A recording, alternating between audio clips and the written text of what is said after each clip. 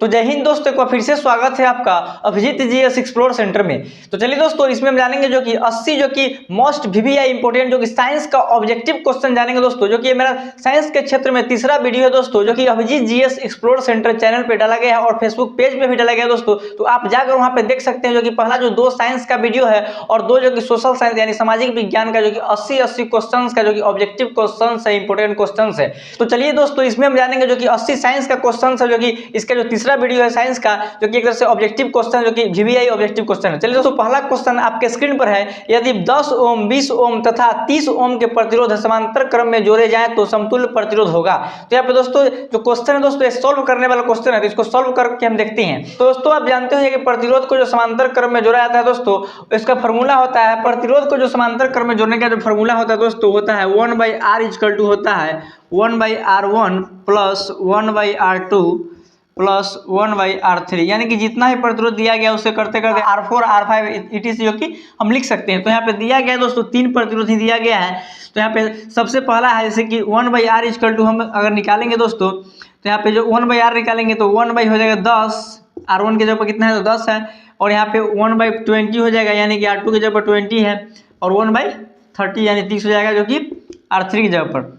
तो 10 20 और 30 का एलसीएम लेंगे तो हो जाएगा 60 हो जाएगा, 60 हो जाएगा। तो यहाँ पे पहला हो जाएगा 10 छक 60 प्लस 20 तिहाई 60 प्लस 30 दूना 60। तो यहाँ पे आगे हो जाएगा 6 3 9 2 11/60। तो यहाँ पे ये मान जो है दोस्तों 11/60, जो कि 1/r का मान है। अगर हम r का वैल्यू निकालेंगे तो r का वैल्यू हो जाएगा 60/11 हो जाएगा। तो यहाँ पे हम भाग देंगे 11 से 60 में, 11 × 55, 11 × 44, 11 × 55, यानी कि 4.45 ओम, जो कि इसका पहला का आंसर हो जाएगा सही आपका। तो चलिए दोस्तों, हम अगला क्वेश्चन है दूसरा नंबर समझते हैं कि विद्युत चुम्बकीय प्रेरण की खोज किसने की थी। तो विद्युत चुम्बकीय प्रेरण का जो खोज किया था दोस्तों, वो दूसरा का हो जाएगा बी, यानी कि फैराडे ने किया था। चलिए तीसरा नंबर क्वेश्चन है कि वस्तु से छोटा प्रतिबिंब बनता है। तो वस्तु से छोटा प्रतिबिंब जो बनता है दोस्तों, 3 का हो जाएगा ऑप्शन नंबर डी, यानी कि अवतल दर्पण में उत्तल दर्पण दोनों। चलिए चौथा है कि चुंबकीय क्षेत्र का एसआई मात्रक होता है। तो चुंबकीय क्षेत्र का जो दोस्तों एसआई मात्रक होता है दोस्तों, वो यहाँ पे 4 का ये हो जाएगा, ये टेस्ला होता है।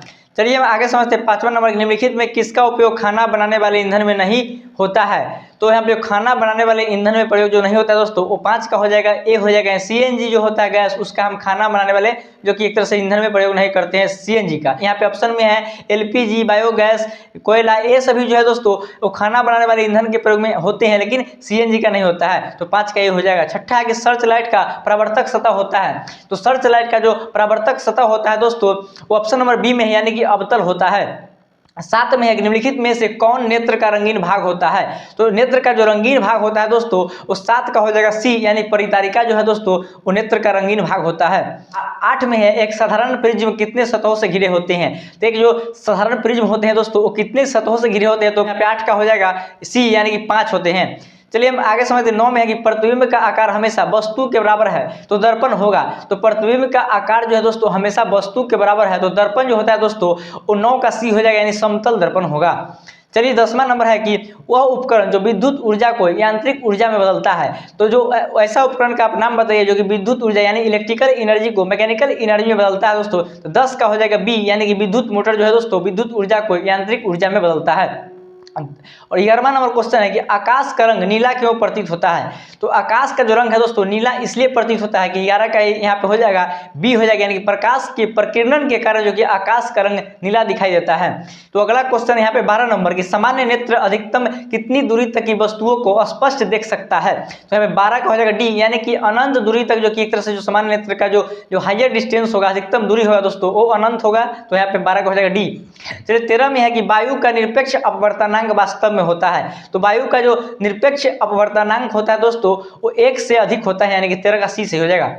चलिए 14 में है कि सामान्य नेत्र के लिए दूरबिंदु है। तो सामान्य नेत्र के लिए जो दोस्तों दूरबिंदु है वो यहाँ पे 14 का डी हो जाएगा, यानी कि अनंत होता है। तो यहाँ पे इससे पहले भी ऐसा क्वेश्चन था दोस्तों कि जो सामान्य नेत्र का जो अधिकतम दूरी होता है कितना होता है, तो अनंत होता है, डी हो जाएगा। तो यहाँ पे क्वेश्चन रिपीट हो गया दोस्तों, जो कि लैंग्वेज चेंज करके यहाँ पे 14 नंबर में दे दिया है। तो यहाँ पे अगला क्वेश्चन है 15 नंबर, किस दर्पण का उपयोग सामान्यतः वाहनों का पश्च दृश्य दर्पणों के रूप में किया जाता है। तो 15 का हो जाएगा सी, यानी कि उत्तल दर्पण का। 16 में है कि 1 माइक्रो एम्पियर बराबर बराबर होता है, तो 1 माइक्रो एम्पियर बराबर होता है दोस्तों 16 का हो जाएगा ए, यानी कि 10 के पावर -3 एम्पियर होता है। तो चलिए दोस्तों हम 17 नंबर समझते हैं कि डीजल का उपयोग होता है। तो डीजल का जो उपयोग होता है दोस्तों यहाँ पे भारी वाहनों में, रेल इंजन में, विद्युत उत्पादन में, तो यहाँ पे 17 का डी हो जाएगा, इनमें सभी में होता है। चलिए 18 में समझते हैं, सौर सेल सौर ऊर्जा को रूपांतरित करता है। तो सौर सेल जो है दोस्तों सौर ऊर्जा को किस में रूपांतरित करता है, तो 18 को हो जाएगा डी, यानी कि विद्युत ऊर्जा में। चलिए 19 में है कि विद्युत चुंबक बनाने के लिए किस पदार्थ के क्षर का उपयोग होता है। तो विद्युत चुंबक बनाने के लिए किस पदार्थ के क्षर का उपयोग होता है, तो 19 का हो जाएगा सी में है, नरम लोहा यानी कि सॉफ्ट लोहा का। चलिए हम 20 में समझते हैं, जब किसी चालक तार से विद्युत धारा प्रवाहित होती है तो गतिशील कण क्या है। तो जब किसी चालक से विद्युत धारा प्रवाहित होता है दोस्तों, तो गतिशील कण जो होता है दोस्तों 20 का हो जाएगा डी, यानी कि इलेक्ट्रॉन होता है। 21 में है कि ओम का नियम है। तो ओम का जो नियम है दोस्तों वो ऑप्शन नंबर ए में है, यानी कि V बराबर IR जो है दोस्तों वो ओम का नियम है। 22 नंबर है कि विभवांतर का एसआई मात्रक है। तो विभवांतर का जो एसआई मात्रक क्या होता है, तो यहाँ पे 22 का हो जाएगा डी हो जाएगा, यानी कि वोल्ट जो है विभवांतर का एसआई मात्रक है। 23 में है कि आममीटर का प्रतिरोध होता है। तो आममीटर का जो प्रतिरोध होता है दोस्तों यहाँ पे 23 का जो ऑप्शन होगा सी, यानी कि बहुत छोटा, जो कि लगभग 0 के बराबर होता है। तो यहाँ पे अगला क्वेश्चन 24 में है कि जब पश्चिम की ओर प्रक्षेपित कोई धनावेशित कण यानी कि अल्फा कण किसी चुंबकीय क्षेत्र द्वारा उत्तर की ओर विक्षेपित हो जाता है तो चुंबकीय क्षेत्र की दिशा होगी। तो 24 का हो जाएगा आपको सही आंसर दोस्तों ए हो जाएगा, यानी कि दक्षिण की ओर। चलिए हम 25 नंबर समझते हैं कि एक गोलीय दर्पण की फोकस दूरी -20 सेंटीमीटर है, तो यह गोलीय दर्पण कैसा होगा। तो यहाँ पे ऑप्शन नंबर हो जाएगा बी, यानी कि अवतल दर्पण। चलिए हम समझते हैं 26 में कि तालाब का जल कम गहरा दिखाई देने का कारण है। तो तालाब का जल जो दोस्तों कम गहरा इसलिए दिखाई देता है क्योंकि यहाँ पे 26 का जो हो जाएगा सी, यानी कि प्रकाश के अपवर्तन के कारण जो कि तालाब का जल जो कि कम गहरा दिखाई देता है। चलिए आगे समझ 27 में कि विद्युत मोटर परिवर्तित करता है। तो विद्युत मोटर जो दोस्तों परिवर्तित करता है वो करता है विद्युत ऊर्जा को यांत्रिक ऊर्जा में परिवर्तित करता है, यानी कि इलेक्ट्रिकल एनर्जी को मैकेनिकल एनर्जी में कन्वर्ट करता है जो कि विद्युत मोटर। चलिए यहाँ पे 27 का डी हो गया। तो 28 में समझते हैं कि निम्न में से कौन उभयधर्मी ऑक्साइड है। तो उभयधर्मी ऑक्साइड जो है दोस्तों यहाँ पे ऑप्शन में दिया गया 28 का हो जाएगा बी, यानी कि Al2O3 जो है दोस्तों एक उभयधर्मी ऑक्साइड है। तो उभयधर्मी ऑक्साइड होता क्या है दोस्तों, तो उभयधर्मी ऑक्साइड वैसे ऑक्साइड को हम बोलते हैं जो कि अम्ल और क्षार से जो अभिक्रिया करके लवण तथा जल को छोड़ता है, तो उसे हम उभयधर्मी ऑक्साइड कहते हैं। तो 28 का हो जाएगा यहाँ पे बी, यानी कि Al2O3 जो की तरह से उभयधर्मी ऑक्साइड का जो उदाहरण है। 29 नंबर क्वेश्चन है कि निम्न में कौन सा समीकरण संतुलित है। तो यहाँ पे देख सकते हैं दोस्तों कि ऑप्शन नंबर बी में देख सकते हैं दोस्तों H2+Cl2, तो यहाँ पे राइट साइड में हो जाता है 2HCl। तो यहाँ पे देख सकते हैं कि ऑप्शन नंबर बी में जो समीकरण दिए गए हैं दोस्तों वो बैलेंस समीकरण है, यानी कि जो लेफ्ट साइड में भी 2 हाइड्रोजन है और 2 क्लोरीन है और राइट साइड में भी इसके 2 हाइड्रोजन और 2 क्लोरीन पूछ जाते हैं। तो यहाँ पे 29 का हो जाएगा बी सही।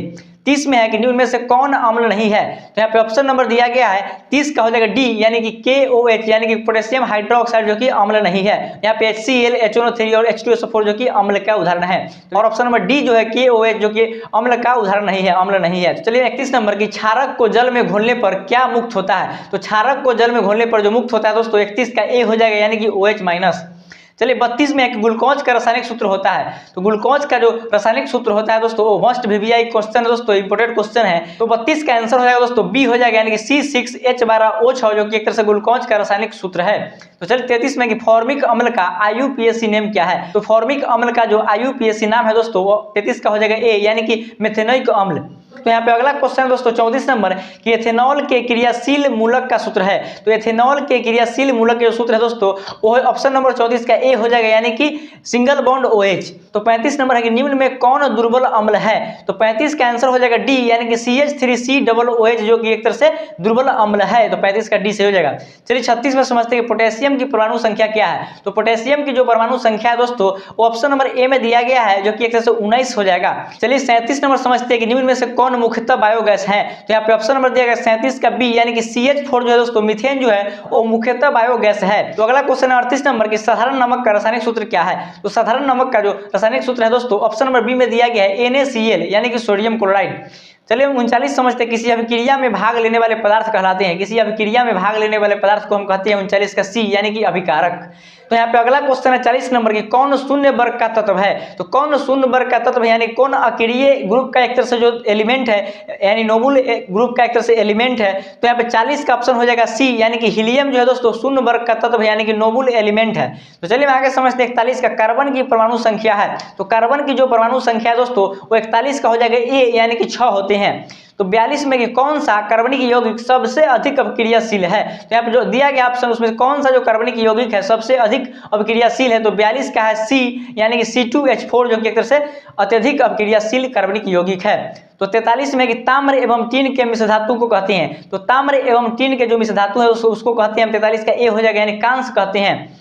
तो चलिए हम 44 में कि प्लास्टर ऑफ पेरिस का रासायनिक सूत्र है, तो प्लास्टर ऑफ पेरिस का जो रासायनिक सूत्र है दोस्तों वो ऑप्शन नंबर बी में दिया गया है CaSO4 × 12H2O। तो चलिए 44 का हो जाएगा बी। तो अगला क्वेश्चन है 45 में है कि अम्ल और क्षार आपस में अभिक्रिया कर बनाते हैं, तो अम्ल और क्षार जो कि आपस में अभिक्रिया कर बनाते हैं लवण बनाते हैं, यानी कि 45 का सी सही हो जाएगा। चलो 46 में कि वनस्पति तेलों में होती है, तो वनस्पति तेलों में जो होते हैं दोस्तों ऑप्शन नंबर बी में दिया गया है लंबी असंतृप्त हाइड्रोकार्बन श्रृंखलाएं होती हैं, तो 46 का बी से हो जाएगा। तो यहाँ पे 47 नंबर क्वेश्चन हो जाएगा कि ब्यूटेन के कितने समवयवी संभव है, तो यहाँ पे 47 का हो जाएगा ऑप्शन नंबर बी यानी कि 2, जो कि ब्यूटेन के जो 2 समवयवी संभव है, तो 47 का बी हो जाएगा सही। चलिए 48 में कि मेंडेलीव के आवर्त नियम में तत्व वर्गीकरण का आधार क्या है, तो मेंडेलीव के आवर्त नियम में जो कि तत्व वर्गीकरण का जो आधार है दोस्तों वो 48 का हो जाएगा डी यानी कि परमाणु द्रव्यमान। तो 49 में है कि अमोनिया के अणु में नाइट्रोजन एवं हाइड्रोजन के परमाणुओं के संख्या का अनुपात है, तो अमोनिया में जो कि नाइट्रोजन और हाइड्रोजन के परमाणुओं के संख्या का जो अनुपात है दोस्तों 49 का हो जाएगा डी यानी कि 1:3। तो अमोनिया का जो सूत्र होता है दोस्तों NH3 होता है, तो NH3 से आप निकाल सकते हैं कि इसका जो अनुपात कितना होगा। चलिए 50 में है कि निम्न में कौन कमरे के तापक्रम पर द्रव है, जहाँ पे ऑप्शन दिया गया है 50 का सी है एथेनॉल जो है दोस्तों वो कमरे के तापक्रम पर द्रव है। चलिए हम 51 में है कि एरोमेटिक हाइड्रोकार्बन है, तो एरोमेटिक हाइड्रोकार्बन जो ऑप्शन दिया गया है उसको 51 का हो जाएगा सी यानी कि C6H6 जो कि यानी कि C6H6 जो कि एरोमेटिक हाइड्रोकार्बन है। तो एरोमेटिक हाइड्रोकार्बन का मतलब हुआ, एरोमेटिक का मतलब हुआ दोस्तों कि एक तरह से जो हाइड्रोजन और कार्बन जो कि रिंग के माध्यम से जुड़े होते हैं, यानी कि जो C6H6 जो कि बेंजीन का सूत्र है, तो बेंजीन में दोस्तों हाइड्रोजन और कार्बन जो कि एक तरह से रिंग के माध्यम से जुड़े होते हैं, तो 51 का हो जाएगा सी, इसी को हम एरोमेटिक हाइड्रोकार्बन कहते हैं। चलिए 52 में है कि निम्नलिखित में कौन अक्रिय गैस है, तो 52 का जो ऑप्शन नंबर बी हो जाएगा हीलियम जो है दोस्तों वो अक्रिय गैस यानी कि नोबल गैस है। 53 नंबर क्वेश्चन है कि निम्नलिखित में कौन उपधातु है, तो 53 में निम्नलिखित में कौन उपधातु है, तो 53 का हो जाएगा सी यानी कि Sb जो है एंटीमनी है दोस्तों वो उपधातु है।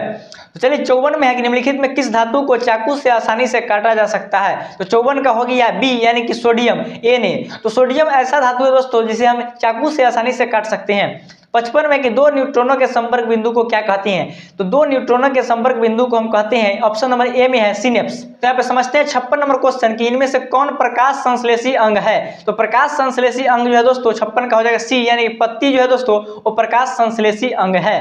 तो यहाँ पे अगला क्वेश्चन है 57 नंबर की मनुष्य के शरीर की सबसे बड़ी ग्रंथि है, तो मनुष्य के शरीर की जो सबसे बड़ी ग्रंथि है दोस्तों 57 का ए हो जाएगा यानी कि यकृत यानी कि लीवर। चलिए हम 58 में है कि पादप में जाइलम के लिए उत्तरदायी है, तो पादप में जाइलम के लिए उत्तरदायी जो है दोस्तों वो यहाँ पे ऑप्शन नंबर ए में हो जाएगा जल के वहन के लिए, यानी कि जल के परिवहन जो कि जाइलम के द्वारा ही होता है पादप में। तो चलिए हम समझते हैं 59 नंबर है कि अंडाणु निषेचित होता है, तो अंडाणु जो निषेचित होता है दोस्तों तो यहाँ पे 59 का हो जाएगा आंसर सी यानी कि फैलोपियन नालिका यानी कि फैलोपियन ट्यूब में जो कि अंडाणु निषेचित होते हैं, तो 59 का सी हो जाएगा। चलिए 60 में है कि मनुष्य में नासिका छिद्र लैरिंग्स ट्रेकिया तथा फेफड़ा मिलकर बनाते हैं, तो मनुष्य में जो कि नासिका छिद्र लैरिंग्स ट्रेकिया तथा फेफड़ा जो मिलकर बनाते हैं दोस्तों 60 का सी हो जाएगा यानी कि श्वसन तंत्र बनाते हैं। चलिए 61 में समझते हैं कि रंध्र किन कोशिकाओं से घिरे रहते हैं, तो रंध्र जो है दोस्तों किन कोशिकाओं से घिरे रहते हैं, तो 61 का हो जाएगा ए यानी कि द्वार कोशिकाओं से घिरे रहते हैं। तो यहाँ पे दोस्तों रंध्र जो है दोस्तों वो पौधे के पत्तियों में पाए जाते हैं। तो चलिए अगला क्वेश्चन है 62 नंबर के श्वसन की क्रिया में खाद्य पदार्थ का क्या होता है, तो श्वसन की क्रिया में खाद्य पदार्थ का जो होता है दोस्तों वो 62 का सी हो जाएगा यानी कि विघटन होता है। चलिए 63 में है कि मनुष्यों में सांस लेने और छोड़ने की क्रिया को कहा जाता है, तो मनुष्यों में सांस लेने और छोड़ने की क्रिया को जो हम कहते हैं दोस्तों 63 का बी हो जाएगा श्वासोच्छ्वास जो कि एक तरह से 63 का बी सही हो जाएगा। चलिए हम 64 में समझते हैं कि नर युग्मक तथा मादा युग्मक के संयोग से बनता है, तो नर युग्मक तथा मादा युग्मक के संयोग से बनता है दोस्तों 64 का ये हो जाएगा यानी कि जाइगोट बनता है। जाइगोट किससे बनता है, तो नर युग्मक तथा मादा युग्मक के संयोग से बनता है जाइगोट। दोस्तों जाइगोट जो बनता है दोस्तों एक तरह से निषेचन के फलस्वरूप इसका निर्माण होता है जाइगोट का। तो चलिए हम अगला क्वेश्चन समझते हैं 65 में है कि पराग कोष में होते हैं, तो पराग कोष में जो होते हैं दोस्तों वो 65 का डी हो जाएगा यानी कि परागकण होते हैं। तो अगला क्वेश्चन है 66 नंबर कि आनुवंशिक गुणों का संदेश होता है, तो आनुवंशिक गुणों का जो संदेश होता है दोस्तों 66 का हो जाएगा ए यानी कि डीएनए अणुओं में होता है। चलिए 67 में कि मानव हृदय घिरा हुआ है, तो मानव हृदय जो घिरा हुआ है दोस्तों वो 67 का हो जाएगा ए, यानी कि पेरिकार्डियम। पेरिकार्डियम से जो कि मानव हृदय घिरा हुआ है। दोस्तों अगला क्वेश्चन 68 नंबर की, हाइड्रीला पौधे में रंध्र कहाँ पाए जाते हैं? तो हाइड्रीला पौधे में जो रंध्र पाए जाते हैं दोस्तों वो ऑप्शन नंबर हो जाएगा आपका सही डी हो जाएगा, यानी कि इनमें से कोई नहीं। तो यहाँ पे अगला क्वेश्चन दोस्तों 69 नंबर की, एल्युमिनियम पर मोटी ऑक्साइड की परत बनाने की प्रक्रिया कहलाती है। तो एल्युमिनियम पर जो मोटी ऑक्साइड की परत जो बनाया जाता है दोस्तों उस प्रक्रिया को हम कहते हैं, 69 का हो जाएगा बी, यानी कि एनोडीकरण। तो चलिए हम अगला क्वेश्चन समझते हैं दोस्तों 70 नंबर की, विद्युत ऊर्जा का व्यापारिक मानक क्या है? तो विद्युत ऊर्जा का व्यापारिक मानक है दोस्तों ऑप्शन नंबर हो जाएगा सी, यानी कि यूनिट।